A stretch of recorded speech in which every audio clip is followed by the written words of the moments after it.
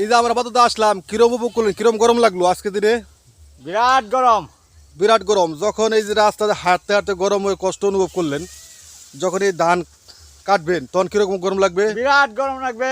বিরাট গরম লাগবে। আচ্ছা, এই যে আপনার এখন যে গরম, ধান কাটলে কিরকম গরমটা থাকে? বিরাট গরম লাগবে। আচ্ছা, তাহলে কৃষকের তাহলে ধান কাটতে গরম নিতে খুব কষ্ট নাকি? হ্যাঁ, বিরাট কষ্ট।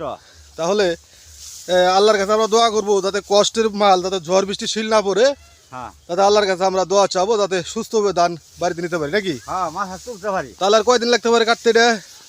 আর 15 দিন। আনুমানিক 15 থেকে 16 দিন। হ্যাঁ, তারপরে ধান কাটা লেগে যাবো। নাইকে যাবো। আচ্ছা, এই যে আমরা বাদতে হেঁটে যাচ্ছি তাই কষ্ট কুলাইতে পারতেছি না, প্রচুর গরম। যখন ধান কাটে তখন তো বিশাল গরম। বিশাল গরম। কৃষকের সহ্য করতে হয়। সহ্য অসহ্যের মধ্যেও সহ্য করতে হয়। হ্যাঁ, কৃষকেরা পেটে বাদ দিতে হবে, সেজন্য কাপড় দিতেই হবে, বউ বলান পালতে হবে, বকলা পালতেই হবে। সেই জন্য ধান কষ্ট করে কাটে নিতেই হবে। বাতর অবস্থা খারাপ, চাইতে পারতেছি না। ধন্যবাদ, সকলে ভালো থাকবেন।